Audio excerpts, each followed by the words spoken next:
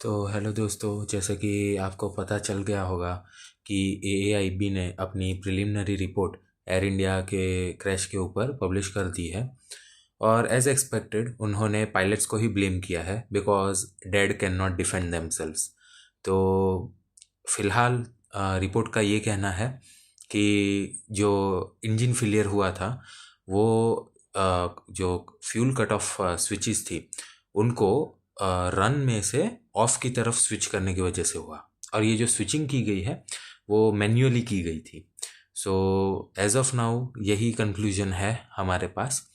लेकिन एक सिंपल सा डाउट यहाँ ये बनता है कि जिस हिसाब से पायलट्स का तजुर्बा था, ये पॉसिबल नहीं है कि any person in the right state of mind can turn off the fuel switches.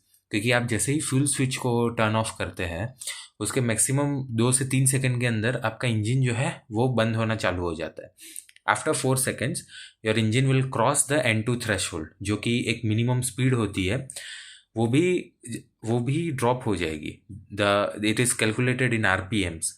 और उसी की वजह से बिकॉज जो इंजन की स्पीड थी वो इतनी ड्रॉप हो गई कि एरोप्लेन को लगा कि there is an engine failure. उसकी वजह से जो रेट जो टरबाइन है इमरजेंसी पावर एंड हाइड्रोलिक्स के लिए वो अपने आप ही ओपन हो गई।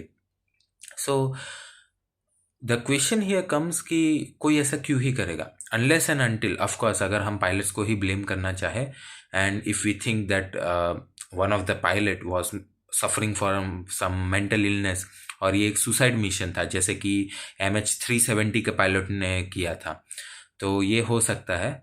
लेकिन अगर हम ये ना सोचे तो फिर क्या ही रीज़न हो सकता है गलती से कोई इस स्विच को मिसअंडरस्टैंड करे और उसको लाइक चेंज करे उसकी पोजीशन। ये पॉसिबल नहीं है।